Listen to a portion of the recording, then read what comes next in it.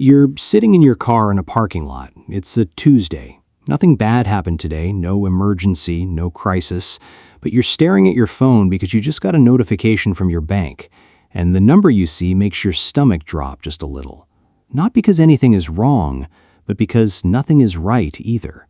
You've been working for years. You've been paying your bills. You've been doing everything you're supposed to do. And somehow, some way, your bank account still looks like it belongs to someone who just started their first job. And the worst part? You know it. You feel it every single time you open that app. My name is Nico, and today we're going to talk about the one savings number that most people completely overlook and why hitting $8,000 in savings in 2026 is more powerful, more life-changing, and more urgent than almost anything else you could do with your money right now. And I know what you're already thinking. $8,000? That's not even a real milestone. That's not financial freedom. That's not early retirement. That's not anything worth getting excited about. And that, right there, is exactly the trap I want to walk you through today. Because the way most people think about savings milestones is actually working against them, psychologically, mathematically, in ways they never see coming. And by the end of this video, you're going to understand exactly why $8,000 is not some arbitrary number. It is the first number where your financial life starts to feel fundamentally different. If this kind of content is useful to you, hit that thumbs up and subscribe, because we put out real money psychology and real math every single week on this channel. Let's start with the reality most people are actually living in right now, because the numbers are genuinely uncomfortable. According to survey data from Bankrate and the Federal Reserve, somewhere around 57% of Americans cannot cover an unexpected $1,000 expense without going into debt or selling something. Let me say that again.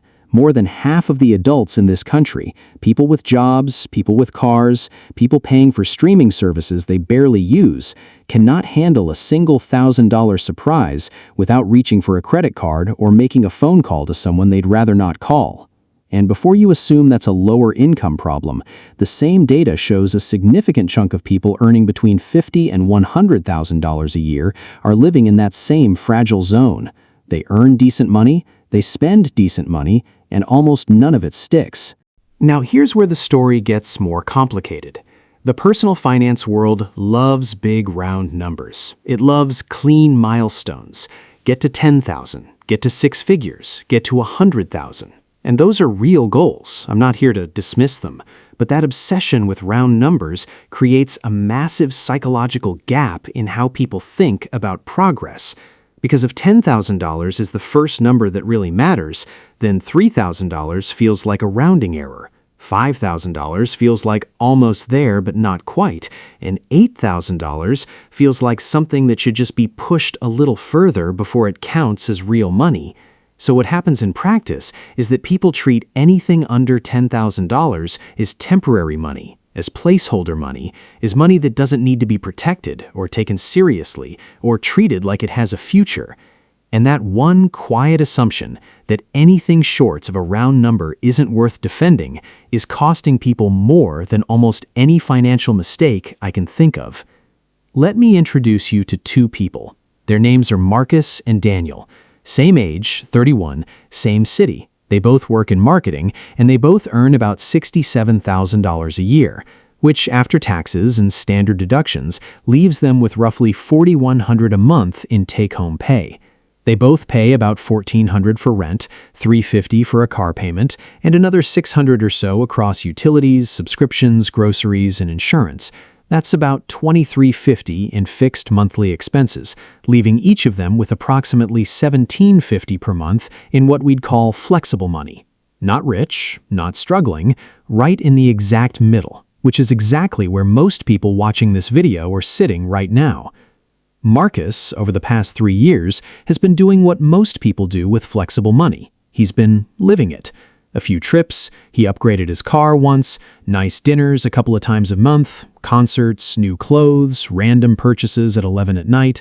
Nothing crazy, nothing that would get him called irresponsible by anyone in his social circle. He's not gambling, he's not carrying catastrophic credit card debt. He's just living the way everyone around him lives. And at the end of each month, he's got maybe $100 to $300 left over, which sometimes goes to savings and sometimes just evaporates into the account and gets spent the following month without him quite being able to explain where it went. 3 years in, Marcus has about $2,200 in savings. He thinks about building it up. He doesn't. Daniel did something different. About 2.5 years ago, Daniel got a flat tire on a Tuesday morning before work. The tire was $190. Not a disaster by itself, but Daniel had $340 in his checking account. He paid for the tire, he made it through the week, but something about that moment, paying $190 for something that was completely predictable, something that happens to every car owner eventually, and feeling that involuntary spike of anxiety, something about that clicked for him in a way it never had before. He didn't read a finance book, he didn't download a budgeting app, he didn't listen to a podcast series about money. He just decided he was going to fix the specific thing that made him feel vulnerable, which was having no buffer at all. So for the next 26 months, he put $300 a month into a high-yield savings account and left it completely alone. That was the whole plan. No complicated spreadsheets, no side hustle, just $300 a month moved out of his checking account before he could look at it and find a reason to spend it instead. 26 months later, Daniel has $7,800 in savings.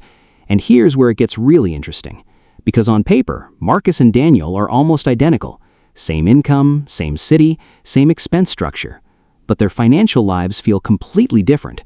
And I want to show you exactly why. Not in a vague, savings are good way, but specifically with real situations. 6 months ago, Marcus's landlord raised his rent by $150 a month.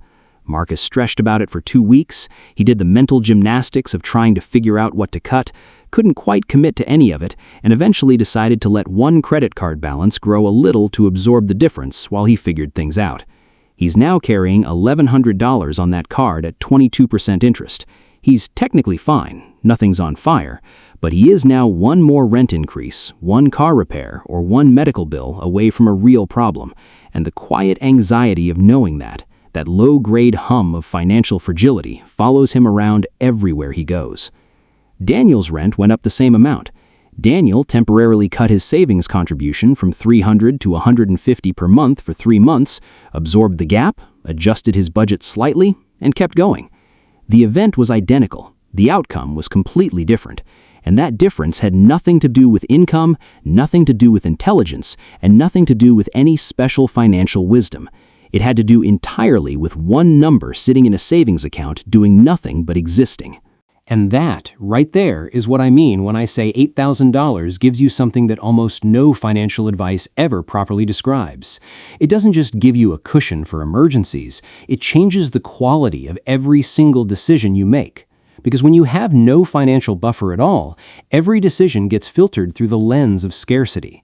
Every unexpected expense is a crisis. Every opportunity, whether it's a better job in a new city, or a small investment someone mentions, or even a difficult conversation you need to have with your landlord or your boss, gets evaluated through the question of, can I actually afford to do this?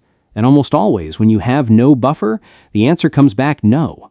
Not because the opportunity isn't real, not because you're not capable, but because you don't have the stability required to take calculated risks.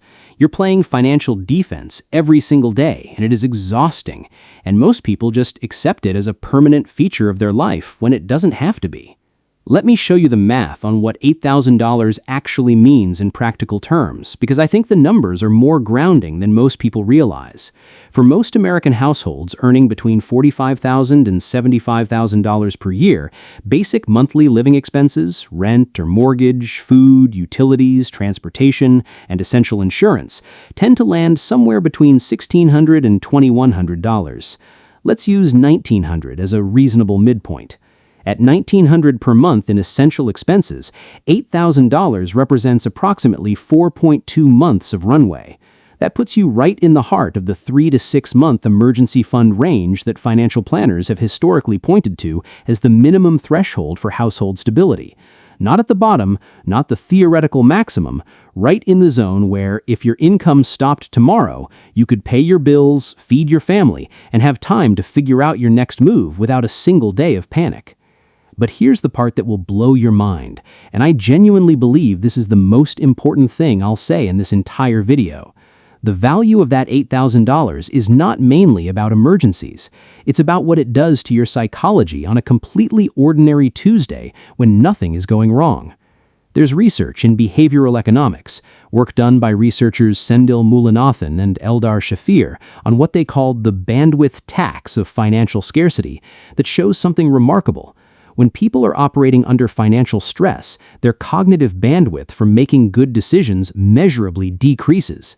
Not slightly, measurably. It's not a character flaw, it's not laziness, it's not a lack of effort.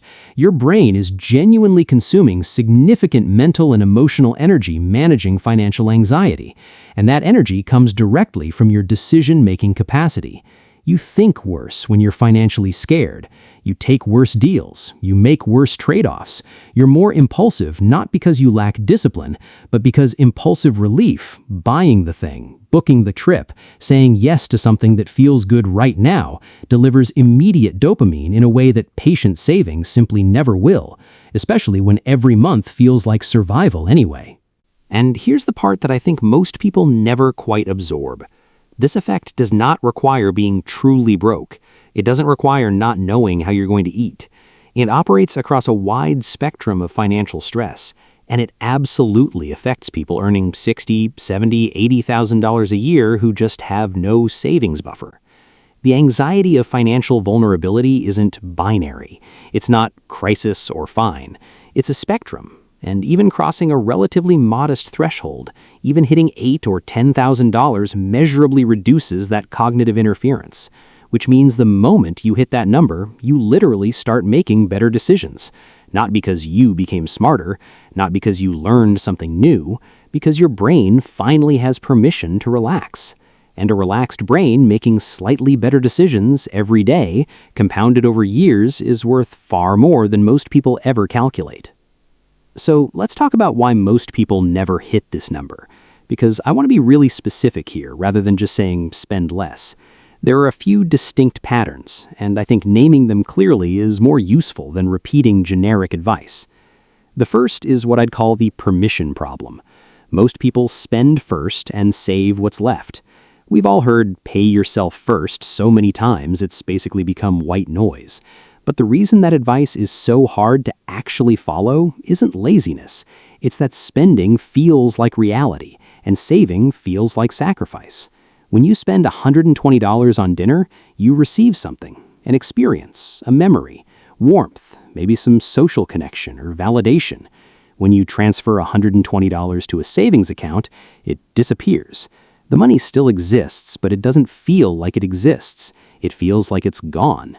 And human brains are not naturally wired to find meaningful reward in money sitting in an account they don't touch. That's not how our reward systems were designed. So people wait for a moment when saving will feel less like sacrifice, when they'll have more income, when the big expense passes, when things settle down. And that moment almost never comes on its own, because the spending always fills the available space. The second reason is the all-or-nothing trap. And this one is subtle but devastating. When people hear about financial goals, pay off all your debt, build a 6-month emergency fund, max out your retirement accounts, the scale of those goals can be genuinely paralyzing. If you're sitting at $800 in savings and someone tells you you need $20,000 or $30,000 to be financially secure, the distance between where you are and where you need to be can feel so enormous that many people just stop trying entirely. It's the psychological equivalent of standing at the base of a mountain and deciding not to start hiking because you can't see the summit. And so the 800 stays 800, or it gets spent. And then you're back to zero, which reinforces the story you were already telling yourself, that saving is something that happens to other kinds of people with different circumstances. The third reason is lifestyle creep normalization, and this one is especially relevant in 2026 specifically. Since around 2020 and 2021, the cost of being a normal person in America increased meaningfully across almost every category. Rent went up, groceries stayed elevated, car insurance, and I want to emphasize this one because it catches people off guard, went up dramatically in many states, in some cases by 30 to 40% over a few years, because the cost of auto repairs and medical care tied to accidents surged. And while wages did rise for many workers over that period, the psychological adjustment to higher spending happened almost instantly, while the behavioral adjustment to saving the difference almost never did. Spending up is immediate, it's social. The people around you moved up with prices and the new baseline got normalized incredibly fast. But deliberately pulling money out of your lifestyle to save it requires actively resisting that recalibration every single month against every signal the culture is sending you. Now, let's go back to the math, because I really want you to feel the numbers on both sides of this decision. Let me walk through what the past 3 years actually cost Marcus in a way he's never quite calculated. Over the past 36 months, Marcus averaged about $1,750 in flexible monthly income. He saved almost none of it, so roughly $63,000 moved through his hands in discretionary spending over 3 years. Now, not all of that was wasted. Some of it bought real experiences, real connection, real enjoyment. And I'm genuinely not here to tell Marcus that every meal and every concert was a mistake. That's not the point. But let's be conservative and assume Marcus could have directed $300 per month, just $300, less than $10 a day, towards savings and investment without meaningfully changing the quality of his life in any real, felt way. That's $10,800 over 36 months. Here's where the math gets uncomfortable. If Marcus had put that $300 a month into a simple, broad market index fund earning an average of 8% annually, which is a historically conservative long-term return for a diversified U.S. stock market portfolio, that $10,800 in contributions would have grown to approximately $12,400 by the end of that 3-year period, a $1,600 gain just from returns. Not life-changing on its own, I know, but that's not where the story ends. That 12.4, sitting there, untouched, continues compounding. Over the following 10 years, without Marcus adding a single additional dollar, it grows to roughly $26,700. And if Marcus adds the same $300 per month for another 10 years on top of that, the total value of that account somewhere around 20 years from today is in the range of $68,000 to $72,000. From $300 a month. For money that he genuinely didn't notice spending on things he can barely remember now. That's the crazy part, and that's the math is brutal moment that I want to sit with you in for just a second, because $68,000 in your mid-40s is not an abstraction. That's a car you buy with cash. That's a down payment on a house. That's 18 months of financial runway if your industry collapses. That is real, felt, life-changing money. And the decision to not have it was made in 100 small moments that each felt completely reasonable at the time. Now, I want to address the most common objection because I hear it constantly, and it's a legitimate question. Nico, I have debt, I have a car payment, I have student loans. Shouldn't I pay off high-interest debt first before I build savings? Yes, and also it's more nuanced than that. The standard financial advice here is clear. Pay off high-interest debt first, then build savings. If you're carrying $5,000 on a credit card at 24% interest and simultaneously depositing money into a savings account earning 4%, you are mathematically losing money. That's just arithmetic. Pay the card first. I agree with that completely. But here's what the clean version of that advice misses. It assumes that while you're aggressively paying down debt, you will not have another unexpected expense, and most people's lives do not cooperate with that assumption. If you redirect every available dollar toward debt and maintain zero savings buffer, the moment something breaks, the car, the tooth, the phone, the apartment, you go right back to the credit card, and suddenly you've spent 18 months paying down debt only to find yourself back at the same balance, having run the treadmill for a year and a half and ended up exactly where you started. The debt never actually goes away, it just migrates in a cycle. The approach that behavioral finance tends to suggest for most people, and I want to be clear, this is not personalized advice, this is a general framework, is to build a small emergency buffer first, even while carrying debt, something between $1,000 and $2,000, just enough to absorb the small and medium emergencies without going back to the card. Then aggressively attack the high-interest debt. Then, as minimum payments shrink and balances drop, redirect that freed-up cash toward building the full buffer toward $8,000.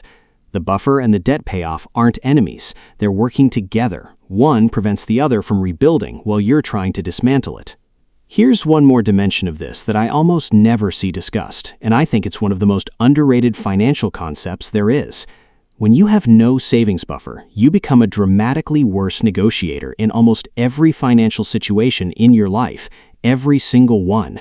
You can't afford to walk away from a job that's underpaying you. You can't afford to hold out for a lease that matches what you actually need. You can't afford to wait a week before signing a contract or buying a car because you know you need the deal today.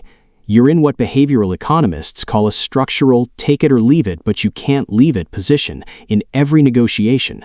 And salespeople, landlords, and employers can feel that urgency, even when they can't see your bank balance.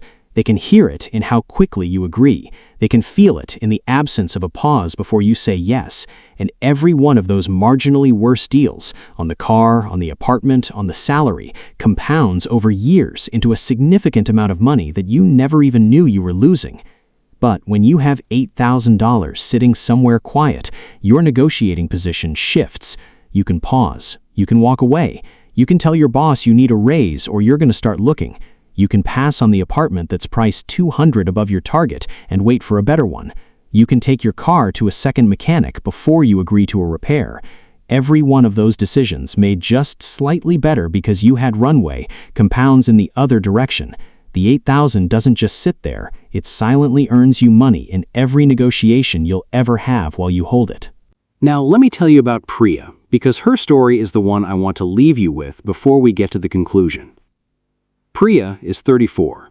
She earns $58,000 a year. By every external measure, she looks absolutely fine. Nice apartment, decent car, brunch with friends on the weekend, a few international trips over the past 5 years that she'd tell you were worth every penny. She's not living dramatically beyond her means, she's just spending normally, the way everyone in her social circle spends. And for the last 8 years, her savings account has floated between $1,000 and $3,000. Always technically there, never quite growing, occasionally getting drained by a flight, a security deposit, a car repair that arrived at the wrong moment. 2 months ago, Priya got the kind of opportunity that comes around maybe once or twice in a career. A smaller company in her industry reached out, having found her online, and offered her a role that paid 15% more than her current salary, was fully remote, had a genuinely exciting team, and would have required her to give 2 weeks' notice and wait approximately 3 weeks before her first paycheck from the new employer arrived. Completely standard, not unusual in any way. Totally manageable if you have a buffer. Priya did the math. 3 weeks with no income. Rent was due. Car payment was due. Her credit card had a balance from the holidays she hadn't fully paid off. She ran the numbers 3 different ways and couldn't make them work comfortably without a buffer she didn't have. She passed on the job. She stayed where she was. And the math on what that decision cost her is genuinely staggering when you calculate it out. The salary she didn't get, that 15% increase, over just the next 5 years represents more than $43,000 in additional income she will not earn.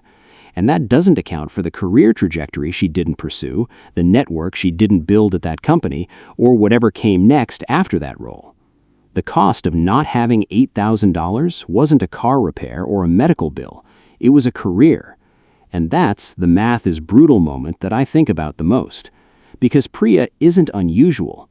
This happens to people every single week in every industry in this country, in hundreds of slightly different forms. The job offer declined, the side business not started, the relocation not made, the negotiation not attempted. Opportunity cost is silent. It doesn't send you a bill. It just quietly closes doors that would have been worth walking through.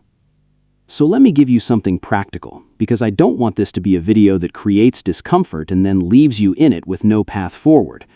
Let me show you what the actual road to $8,000 looks like for someone starting from near zero. If you can put $300 a month into a dedicated savings account, a high-yield account, not just your regular checking, that's less than $10 a day. At $300 a month, you hit $3,600 after year 1. Not 8,000, but you've passed the first psychological threshold. You've proven to yourself that you can actually do this, which is genuinely the most important achievement of year one. At $300 per month, you hit $7,200 after 2 years. A high-yield savings account earning somewhere between 4 and 5% annually, which has been the realistic range for most online savings accounts in the recent environment, pushes that to approximately $7,700 to $7,900 with interest included. You are functionally at $8,000 in 24 to 25 months from a standing start. If $300 a month genuinely feels impossible right now, let's talk about $150, half of that. At $150 a month, you hit $1,800 after year one. That's not $8,000, but you have a real buffer against the small emergencies that currently knock you back to zero every time they happen. You've stopped the cycle. At $150 per month, you reach $8,000 in approximately 4.5 years. That's slower, yes, but here's the thing. 4.5 years from today, you will either have $8,000 in savings or you won't. There is no third option. And the difference between those two outcomes isn't circumstances. It's one decision made consistently. And anytime you can temporarily accelerate, a tax refund thrown directly at the account, a 3-month stretch where you cut one significant expense and redirect it, an unexpected income that you route somewhere useful before it dissolves into general spending, the timeline collapses faster than you'd expect. A $1,500 refund applied directly to savings gets you to $8,000 in 3 years instead of 4.5. These accelerations matter enormously at the beginning, when the gap between zero and the target feels the widest. The single most important tactic I can give you is this, and it's almost embarrassingly simple. Automate the transfer. Set it up so the money moves from your checking account to your savings account the day after your paycheck deposits. Not later that week, not when you remember, not when the timing feels right. The day after the paycheck hits, the money moves. Because the research on savings behavior is extraordinarily consistent on this one point. When saving requires a conscious monthly decision, it happens inconsistently and unpredictably. When saving is automatic, it becomes effectively invisible. Money you never see in your checking account never gets spent from your checking account. It does not appear in your mental budget. It does not appear in the calculation of what you can afford this weekend. It simply ceases to exist as spending money, which is exactly the psychological state you need it to exist in. And I want to be fair, because I try to be. There are real structural constraints for some households. Single-parent households managing childcare costs on a single income, people in genuinely high cost of living markets where even the basics consume the entire paycheck, people managing medical debt or supporting extended family. Those realities are real, and the math is harder on certain terrains than others, and I'm not pretending otherwise. But for a significant portion of the people watching this video right now, and I mean this with respect, not judgment, the constraint is not structural. It is behavioral. It is the combination of spending that feels completely normal, saving that feels like pointless sacrifice, and a culture that endlessly celebrates the former while offering essentially zero reinforcement for the latter. And the reason I think this conversation matters is that behavioral constraints, unlike structural ones, are solvable the moment you see them clearly. Once you understand that the discomfort of moving money to savings is artificial, that your brain is reacting to a perceived loss that isn't actually a loss, it becomes a little easier to override that reaction. Once you can feel in your chest what Priya's missed job offer actually cost her, the discipline required to save $300 a month stops feeling like deprivation and starts feeling like protection. It starts feeling like strategy. It starts feeling like the most rational thing you could possibly do. Here's what I want you to walk away with. $8,000 is not a small number wearing big number clothes. It is not quite 10,000. It is the specific threshold at which your financial life starts to genuinely operate differently. Not perfectly, not without risk, not in some invulnerable, nothing-can-touch-me state, but differently. Decision quality differently. Negotiating power differently. Opportunity access differently. You can actually sleep differently. In a country where more than half of adults can't absorb a $1,000 surprise, getting to $8,000 puts you in a fundamentally different position, not just on a balance sheet, but in your body, in your mind, in how you carry yourself through a week where nothing went wrong, but also nothing spectacular happened. Because that's when the financial anxiety shows up the loudest, not in emergencies, in the ordinary Tuesdays. In the random Tuesday where your bank notification makes your stomach drop for no reason. That's what the buffer fixes. That's what $8,000 is actually worth. The stress of financial fragility doesn't stay in your bank account. It leaks into how you sleep, into how you perform at work, into how present you are in your relationships, into whether you say yes to the new job, or start the thing you've been thinking about for 2 years, or have the honest conversation with your boss, or move to the city you actually want to live in. Financial security at even this modest level isn't just a financial outcome, it is a life outcome. It changes what kind of person you get to be in the world. You become a different version of yourself when you're not making every decision from a position of scarcity. When you know that a $600 car repair doesn't end the month, you stop carrying that low-grade financial anxiety that most people have simply accepted as part of being an adult. When you know that you could go 3 or 4 months without income if you absolutely had to, you stop tolerating situations at work or at home that you've been tolerating because you didn't feel like you had options. When your financial floor is real, you start taking the kind of calculated risks that actually move your life forward. The kind of risks you've been watching other people take while wondering why it feels like everyone else has more room to breathe than you do. That is what $8,000 is really about. Not the number on the screen, what the number means for who you get to be. If this video gave you something real today, a clearer view of the math, a story that felt uncomfortably familiar, or a number that suddenly feels worth building toward, hit the thumbs up and share it with someone who needs to hear this. Every share gets this conversation to someone who might genuinely change the way they think about this milestone. Subscribe if you're not already, because we cover real money psychology and real math on this channel every week, and I genuinely believe the conversations happening in this community are some of the most honest and useful personal finance discussions anywhere on this platform. And as always, I am not a licensed financial advisor. This is not personalized financial advice, and I encourage you to work with a qualified professional for decisions specific to your situation. But the math doesn't need a license to be true, and the math is pointing very clearly in one direction. Go build your $8,000, not because it's a magic number, because of what happens to you, to your decisions, to your options, to your sense of yourself, the moment you get there.